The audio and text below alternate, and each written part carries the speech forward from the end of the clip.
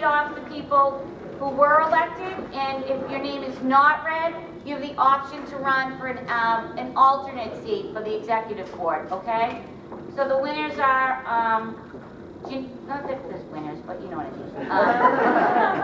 mean. Janine, the lucky people I should say that get to dedicate all their time. Janine, Michelle, Lisa, Susan, Jenny, Nora, Dina, and Paulette. So congratulations to everyone. It's all here for anybody that wants to look at it, okay? And if you weren't elected and you want to run for an at-large seat, you can come back up again, and that's how it works here. If you go for one thing and you don't get it, you can drop down to the next one if you're interested, okay? So the two at-large people that are already signed up, first we're going to hear from Justin. Or I should say, does anybody else want to sign up for at-large, either that changed it? Okay, so we're going to do an election then. So Justin, where'd Justin go? Oh, okay. Stop hiding behind Tom.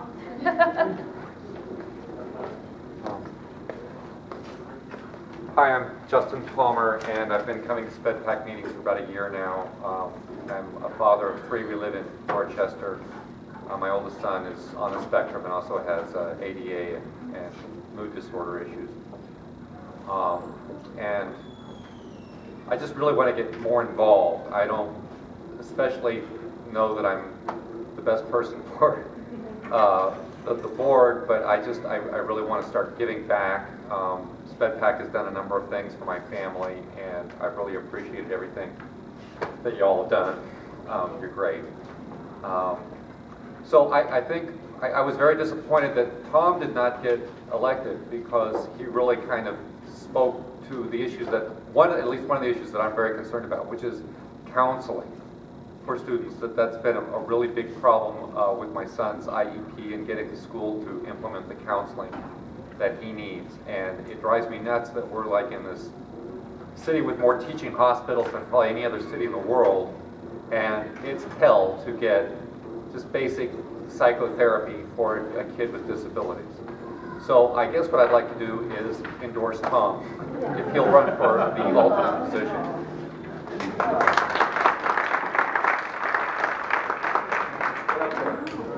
Linda? Oh, okay. I'm like, don't tell me she left, okay? I'll just withdraw. Let them have it. No, we have more. Yeah. Hi. I know I've spoken earlier. I feel that I would probably be better suited at the alternate at large. That way, if I have the time to reach parents that aren't able to come here, I can at least guide them along a little better and encourage them to join SpedPac. Whether that occurs or not, I don't know as of now, but I've encouraged that beforehand, and it usually helps out. It usually helps out if, I've come across here in the meetings that one person had trouble with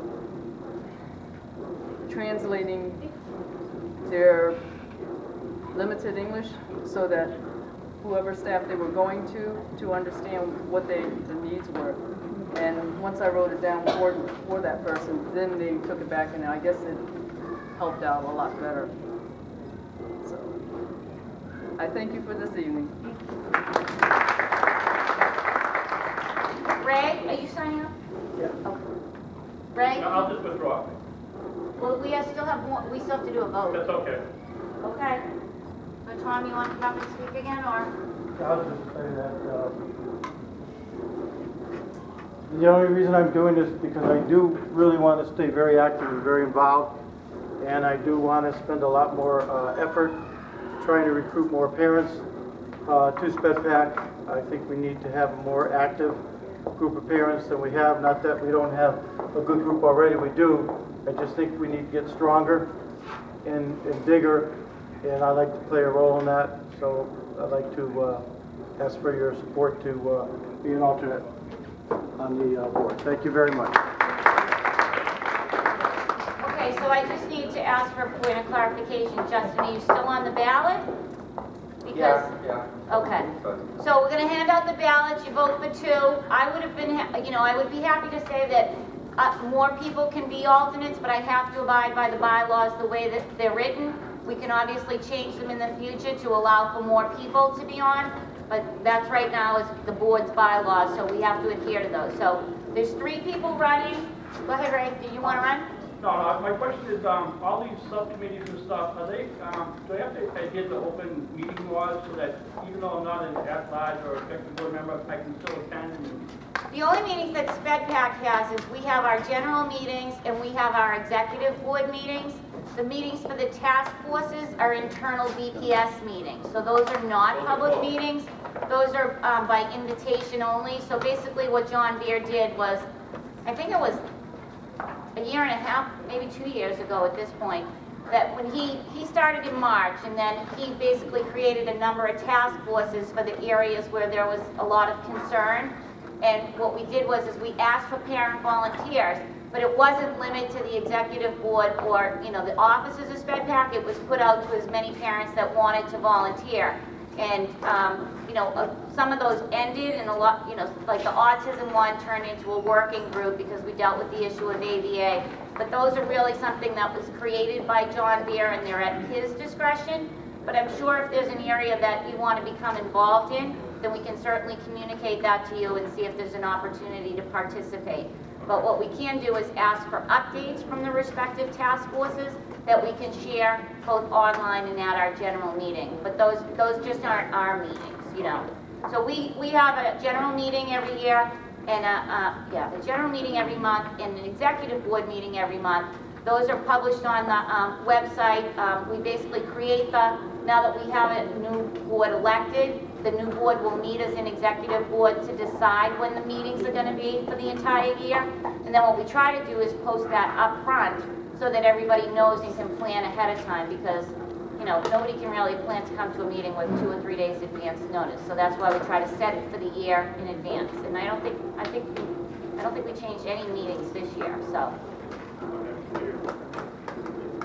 the executive board meetings have been at the Campbell Resource Center in Dorchester, because a lot of us were on task forces. So what we did was we piggybacked 2 meetings together to try to be out less evenings. So just so people know, that's where they have been. And this meeting is here. We tried to change the location a number of times, but it's centrally located within the scheme of Boston as a whole. It's handicap accessible.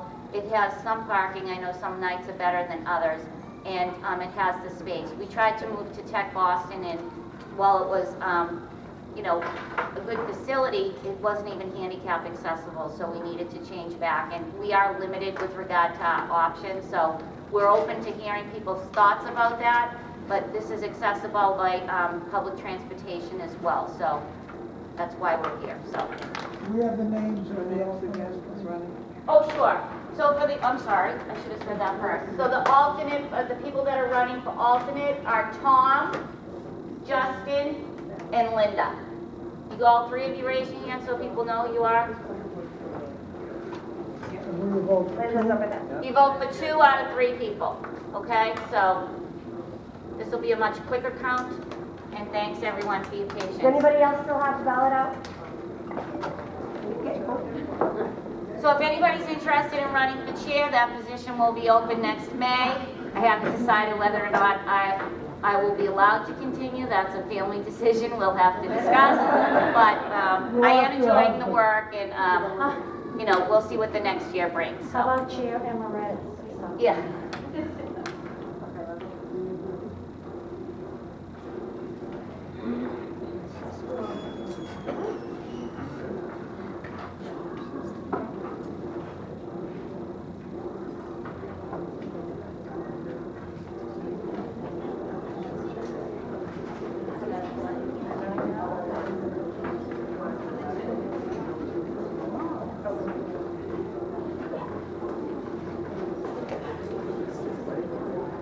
Do we have everybody's ballots?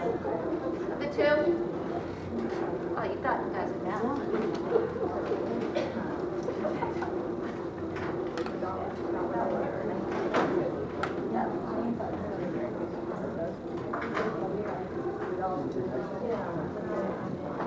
Okay, so the results of the election are Justin and Linda. Okay, thank you, everyone.